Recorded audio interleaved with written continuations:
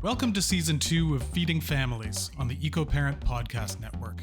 And don't forget to check out the new season of our other top podcast, Raising Kids Naturally. But before diving into this episode, a little shameless self-promotion from my son. My dad started EcoParent when I was in the womb. Now it's pretty much the only parenting magazine still in print. If you like the podcast, you'll probably like the magazine too. You can subscribe online. You might also be interested in EcoParent's online courses, especially the kids nutrition and kids wellness courses. Stick around until the end of the episode and my dad will give you a discount code. Enjoy the show. The Feeding Families podcast is all about food and nutrition for kids. We bring you new ideas and inspiration for your kitchen and answers to your food questions to help you overcome the very real, very frustrating food-related challenges so many parents are trying to figure out. I'm your host, Jess Sherman, family wellness educator, author, practitioner of functional and holistic nutrition, and mother.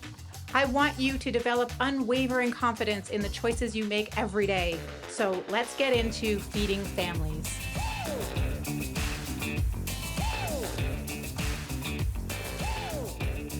Welcome back to the Feeding Families podcast. I'm your host, Jess Sherman. I'm a functional diagnostic nutrition practitioner and a family wellness educator. I'm also the author of Raising Resilience, Take the Stress Out of Feeding Your Family and Love Your Life.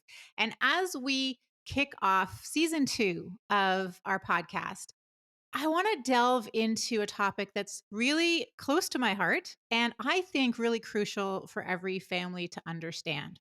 We're going to explore one of my favorite words, a word that we often hear, but we might not fully appreciate, and that's the word nourishment. Think about that word for a second. When you hear it, what comes to mind? For most people, it's about food, right? We nourish ourselves with food, and it is. Absolutely. And after all, this podcast is called Feeding Families, and we are going to talk about food, and we are going to talk about how what we feed our kids nourishes their bodies. But it's a lot more than that. I want to take us on a journey to expand the definition of nourishment and to see nourishment as something more holistic and something deeper. I want to open up the conversation about what kids need and how we as parents can meet those needs in a world that continues to spiral and continues to feel more and more complex. So this podcast, like I say, Feeding Families, it is certainly about food, but we're going to pull apart the idea of what it means to nourish our kids. In our clinical model, the one that we walk families through as they follow our roadmap, we focus on 5 key aspects of nourishment. So we're going to use that model here, and I'm just going to present it to you. So hopefully you can use it in your parenting, use it in your own family. And I think it's going to help you think beyond food, beyond what we put on our plates, and really be about how we care for our entire being, our bodies, our minds, our spirits, and how we teach our kids to do that as well, so that when they leave our home, they have a good, strong toolbox for self-care. So when I work with families, and what I want you to consider here as you listen to this podcast is developing what I call a culture of nourishment in your home. What does that mean? A culture of nourishment. It means we're setting parameters and patterns around how we take care of our bodies, and we're helping our kids do that too. I think a lot, how we are all products of our culture, right? We're products of our education. We're products of our environment. And while you might not have a lot of influence or control over the big picture that your kids are living in, you do have a lot of influence over the culture you set up in your home, kind of like, a squished down mini culture. It's something you can consciously construct, but only if you give it some thought. So as you're listening to this, that's what I'm hoping this time together is going to do for you. Give it a little bit of a space, a little bit of thought, so you can consciously construct the culture in your home. And my encouragement is that you construct a culture of nourishment, because life is busy and this needs some space. So understanding nourishment in the broad sense, like we're going to talk about it here, helps you create that culture of nourishment, helps you have conversations with your kids around self-care. Right? In our home, we do things this way. We take care of our bodies this way. That is creating culture. So back to this word, nourishment, one of my favorites, broadening this definition like we're about to do. It can alleviate a lot of stress, especially around food, right? Maybe you're dealing with a very picky eater, or you have differing views around nutrition from your parenting partner or your co-partner, or maybe you have concerns about disordered eating in your kids. When we expand our view of what it is to nourish, all of a sudden we have new tools, right? We've expanded our toolbox. We have new talking points and new areas we can focus on. We can nourish without so much stress, right? Now, food's important. Don't get me wrong. We nourish our body with food, but let's dig into this. As we dive into the 5 core nourishment needs, it's important to understand a really fundamental truth about our children's well being. And that is that our kids are living in a feedback loop, right? They do better when they feel better, and they feel better when they do better. So when they're struggling, right, whether they're grappling with emotions like anger or frustration or anxiety, or maybe they're getting sick all the time, or maybe they're feeling exhausted and overwhelmed, or they can't focus on food, right? Whatever it is for them, we know that they're caught in a downward spiral. And the question is not so much how can we help them do better? The question I'm hoping that you're going to ask is what's making them feel so terrible, and how can we help them feel better? They feel better when they do better, and they do better when they feel better. So you may have heard me talk about this elsewhere about how we can figure this out, how we can unravel this picture. But attending to the 5 core nourishment needs, like we're going to talk about here, is absolutely key to unraveling this mystery of why do they feel so terrible and how can we help them feel better. So here's the layout. Here's what I consider to be the 5 core nourishment needs of kids: real whole food, quality restorative sleep, movement and play and laughter, clean air and clean water, and a felt sense of safety, connection, and sense of purpose. Now, I haven't listed them in a hierarchical order. I am really not a linear thinker. I'm a cyclical thinker. And these work together, right? None is more important than the other. They feed into each other and they support each other. And that's the beauty of it. You can start with whichever one feels most doable, and you can wrap around to the others over time. So, real whole food, quality restorative sleep, movement and play and laughter, clean air and clean water, and a felt sense of safety, connection, and purpose. Now, I don't think there's any surprises in here, right?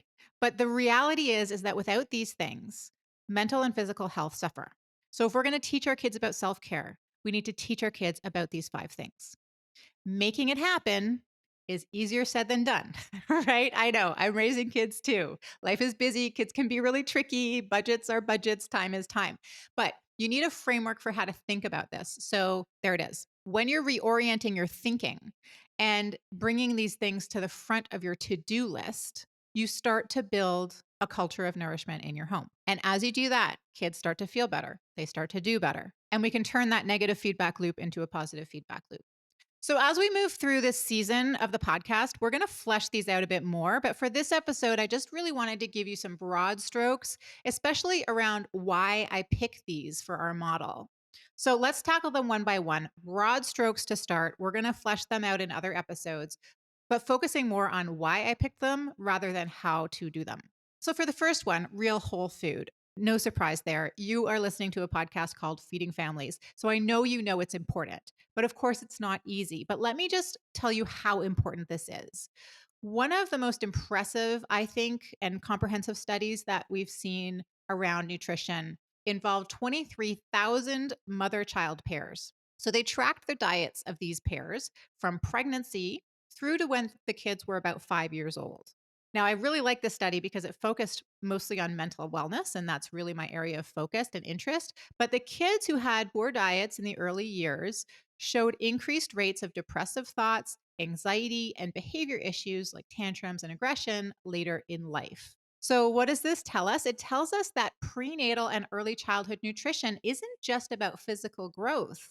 It is, but it's not just about physical growth. It also plays a pivotal role in mental health as well, and not only at the time that they're eating, but later in life as well. So, nutrition, especially in the early years, so when we're talking about our kids, it's preventative against a lot of illnesses. And it can help recovery as well. Now, nutrition science is fraught with problems, but there was a really cool groundbreaking study published in the British Medical Journal in 2018. They focused on a group of adults with major depressive disorder was transitioned to whole foods. It was like a Mediterranean type diet, and the control group stayed on a standard American diet. Now, about 1/3 of the members of the dietary support group showed significant improvements in their mood, while the control group did not.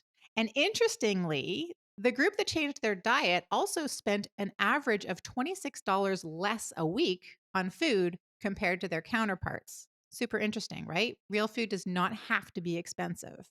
Now, in my book, Raising Resilience, I break down the question of what do I feed my kids into really simple, actionable solutions for busy families.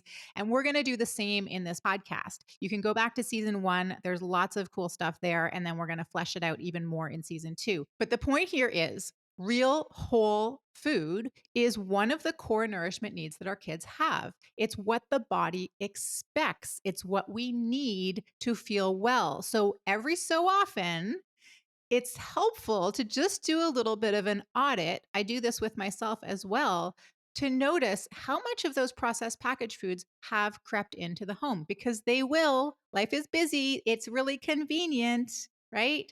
But the body expects real, whole, quality food. That's what we need at a cellular level. So we have to continue to reassess and readjust as the processed foods kind of creep in. Okay, so that is real whole food. Like I say, we're going to get into it in further podcasts, but we're going to move on from nutrition and talk about sleep, restorative sleep. Sleep is nourishment. Sometimes we don't think about that, but it is not to be underestimated. And as many as 20 to 40% of young kids are not getting enough sleep. And about 13% of teens experience insomnia. That's a pretty extreme sleep disorder affecting a lot of teens. Now, there's loads of studies connecting sleep with both physical health and mental health. A 2019 study discovered that kids who had irregular sleep patterns, right? There was inconsistency in their patterns, or they just didn't get enough sleep, were more likely to develop anxiety and depression. There's another study in 2020 by the American Academy of Pediatrics, which showed that inadequate sleep significantly affected memory and attention and learning capabilities. And they really highlighted a clear connection between sleep and academic performance. And I think you've probably even experienced this yourself, right? We feel so much better, so much more alert, so much more there and with it when we get good sleep. The recommendations for kids 6 to 12 is 9 to 12 hours, while teenagers need about 8 to 10 hours. But that is really broad strokes. If your kid is under a lot of stress, they will need more sleep, whether that's emotional stress or whether that is physical stress, like they're sick. They're going to need more sleep when they're under stress. Hey parents, this episode of the Feeding Families podcast is being brought to you by the Canadian School of Natural Nutrition. Whether you're looking to learn a little more about nutrition, health, and wellness, or pick up a few new recipes and cooking tips, or start a career as a holistic nutrition practitioner, there's something for everyone at CSNN. The Natural Nutrition Diploma program is the flagship program that earns you a professional designation and title. If you just want to dip your toe in, there's the Healthy Eating and Lifestyle Certificate, the Holistic Culinary Certificate, or the Introduction to Natural Nutrition Certificate. For healthcare practitioners, CSNN offers advanced holistic nutrition workshops and certificate packages. With part-time and full-time schedules and flexible learning formats, including live online classes, there's truly something for everyone looking to improve the overall health and well-being of their family with holistic nutrition. Learn more at csnn.ca/holistic-family or follow the links in the show notes.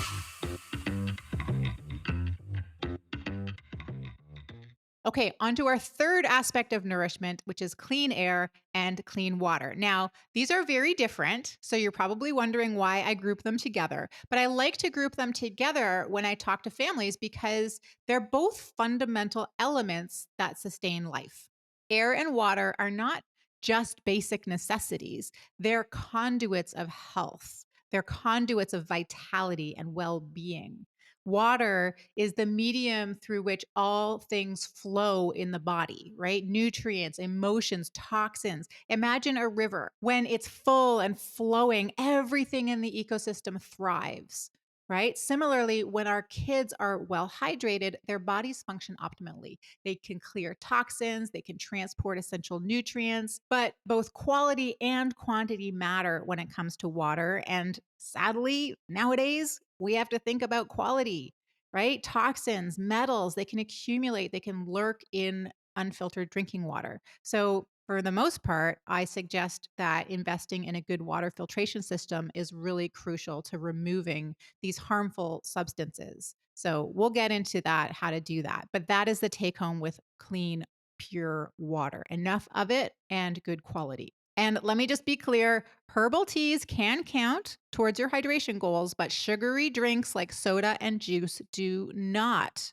The sugars and the additives in these drinks, they counteract the benefits of hydration and they lead to other health problems too. So we're going for clean, pure, filtered water. Now, the air part of this one, this is another aspect of nourishment that is underrated. And by air, I mean, obviously we need to breathe, we need air, but I'm thinking of breath, but also the quality of air. Indoor air quality is almost always poorer than outdoor air quality. And that says something given the quality of our outdoor air, right? And we have a lot of data on how contaminants like mold and mycotoxins in indoor environments can impact mental wellness and physical growth. So, air purifiers can be really helpful here. But here's another interesting thing about this piece. Drawing on the polyvagal model of Dr. Stephen Porges, we can understand that breath is one of the most powerful ways to activate calm through the vagus nerve. And we can't be physically or mentally healthy unless we can access that sense of calm. So we'll talk more about this, but teaching our kids simple breath work techniques can be powerful tools for managing stress and anxiety. And it can also promote good physical health as well. So that's the first three. We had real whole food, we had restorative sleep, and then we had clean air and clean water. And then the last two of our five are connected but distinct. They are fostering an environment rich in movement, laughter, and play and supporting a felt sense of safety, connection, and purpose. So, why are we talking about this on a podcast called Feeding Families? Because it is essential to nourish our kids this way. If they are moving and they are laughing and they are playing and they are feeling connected and safe, they will actually eat more. They will eat better. They will take an interest in supporting their health. Can you see now how it's all connected? Okay, so let's break down these last two. Starting with the first, movement, laughter, and play. These elements are not just fun additions to daily life, right? They're fundamental to a child's health on so many levels. Physical activity is essential for physical health, obviously, but regular movement also improves mood, reduces anxiety, enhances cognitive function. It also helps our bodies detoxify and it helps move emotions through us. It helps our kids discharge stress, right? So let's look at some of the research because it's helpful. So, 2019 in pediatrics, the study showed that children who engaged in regular physical activity had better emotional regulation and decreased symptoms of depression. Not that surprising. What about laughter and play? Well, when our kids engage in laughter and play, they activate the social engagement part of their nervous system. And this activation signals their body that they're in a safe environment. And that is going to promote health. It's going to promote resilience. It's going to promote calm and relaxation. The social engagement part of their nervous system is in contrast to the fight and flight response. It helps them feel connected and grounded, which is essential for good health. Play is a fundamental way that kids explore and make sense of the world, right? It fosters creativity and imagination and social skills. And what it looks like changes throughout the years, right? In the younger years, it's a lot of free play and exploration. In older years, sometimes it gets more structured. But a 2020 study highlighted that play significantly contributes to a child's emotional development, helping them process and express their feelings in a healthy manner. Laughter helps create balance and allows kids to thrive in a world that feels stressful. It feels overwhelming. So, laughter, movement, and play, making space for that in your home. It's not frivolous, it's essential. And lastly, one of my favorite aspects of nourishment to talk about connection, safety, and a sense of purpose. These are not just emotional necessities that help us feel good in our minds. They're pivotal. They're so important for fostering physical resilience and health as well. They're so important. So I consider them a way we nourish our kids is to help them feel safe and connected, help them develop a sense of purpose. Multiple studies have shown us that kids who have strong emotional connections with their caregivers, with other adults, have lower stress hormones, have stronger attachment, have stronger psychological resilience, lower levels of depression and anxiety, and stronger cognitive performance. And back to that social engagement system, that part of our nervous system that relates to trust and emotional balance. A felt sense of safety and connection activates that. We've learned that from the polyvagal model again. And let's just turn a little bit to this idea of purposeful activities. This is another way that we can nourish our kids by giving them purposeful activities to be in charge of. There was a really interesting study in 2020 in the Journal of Positive Psychology, and they found that kids and adolescents who engage in purposeful activities showed higher levels of psychological well being, including resilience. So, this is going to look different in a 4-year-old than in a 14-year-old, but it's always important to have on your radar. Do your kids have things that they need to do that give them a sense of purpose, that make them feel part of the community? For a 4-year-old, it might be, being responsible for emptying the dishwasher every night or setting the table. That gives them a sense of purpose, meaningful activity, a sense of importance. For a 14-year-old, they might be more interested in the outside world, right? And in their place in it. So maybe they want to volunteer or take part in a club or take part in a team. When kids perceive themselves as valuable contributors to their community, they're better equipped to handle stress and trauma. And they develop a stronger sense of control and competence. And this is essential not only for mental wellness, but also for physical resilience as well. I've cited a bunch of studies in this podcast, not because I think you need to go read them, but because I think that they reaffirm the impact that connection, attachment, a sense of purpose has on a child's development. They show us that when we nourish our kids as parents, when we take active steps to nourish them, we're actually shifting their physiology. And by doing that, we're supporting their resilience. We're equipping them with tools to thrive, both mentally and physically. So, again, in this podcast episode, I was really meaning to give you a bird's eye view, right? I wanted to give you a model, one that we're going to continue to flesh out over the episodes, but a model for how to think about creating a culture of nourishment in your home. Right? I'm a busy parent too. And without a framework, without a model, tactics come and go. They go in one year, they go out the other year. I think, oh, that might be a good idea. But I don't implement because there's just so many voices out there telling us what to do. But as you learn tactics, I hope that you'll be able to fit them into this model. If a tactic fits into one of the 5 core nourishment needs, it's well worth your time and energy to think about and try to implement. And I hope you're also seeing how it's so helpful to open up the word nourishment, right? To mean more than just food. Because they're all connected. All these 5 things that I've talked about are connected. They weave in and out of each other as forces that impact our health. Hydration is going to affect energy, which is going to affect movement, and attitude, which is going to affect sleep, which is going to affect appetite, which is going to affect energy again, which is going to affect outlook, right? On and on. They weave in and out of each other. And the beauty of that is that you can start with whichever one you want, right? Because by focusing on just one, you're impacting all of the others. You can think of them as a little bit of a web, scaffolding around your child, with your child in the middle, their health and resilience in the middle. That's the ultimate goal. So here they are again, the 5 nourishment needs that we talked about, the framework for creating a culture of nourishment in your home.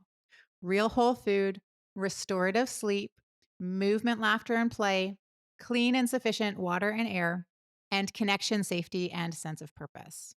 They're distinct, but they're deeply interconnected. So, why did I frame this out? Why do I bring this up in episode 1, season 2 of our podcast called Feeding Families? It's because nourishment is the main project of parenting. It's what we signed up for. And this is how we as parents can be active collaborators in our children's health and well-being. It's never too late or too early to get on top of this. Whether you decide you're going to start by focusing on sleep routines or encouraging more play or focusing on hydration and getting everyone a new water bottle or cleaning up your indoor air environment or getting a water filter or strengthening emotional bonds. Each step you take contributes to the overall nourishment your child is receiving, and that is going to help their health and resilience. So I hope this helps. We're going to wrap it up here. I've given you a framework for how to think about things as busy parents, right? We get busy, busy, busy. We're always on the go. So try this one on, try this framework on, let us know how it goes, and we're going to get deeper into tactics as we go. Thank you so much for joining us on the Feeding Families podcast. Here's to nourishing, resilient, healthy, and happy kids. If you enjoyed this podcast, be sure to subscribe. And if you feel called to, share it with another family who needs to hear it. There are more tools from me at jesssherman.com/learn and jesssherman.com/membership, alongside all the great resources you'll find at EcoParent. Things are changing for kids, and the more we come together in conversation as parents, the more we can find ease and joy as we raise the next generation together. I look forward to seeing you back here next time. Until then, keep at it. You have the most important job in the world. Thanks for listening. We hope you enjoyed the episode. If so, please consider leaving a review and subscribing to the podcast. If you think this podcast is great, our host, Jess Sherman, has condensed everything you need to know to nourish your family into a truly fantastic 7-hour video course. You can learn more at ecoparent.ca/learn. It will change the way you think about feeding your family. You might also be interested in our Kids Wellness course, taught by Dr. Leslie Solomonian. As a thank you for listening, I'd like to offer you a 15% discount on any one of our online courses or any subscription to EcoParent magazine. Just head on over to ecoparent.ca, hit the Eco Shop button in the navigation bar, and use code FEEDING15 at checkout. All caps, no spaces, that's FEEDING15. Till next time.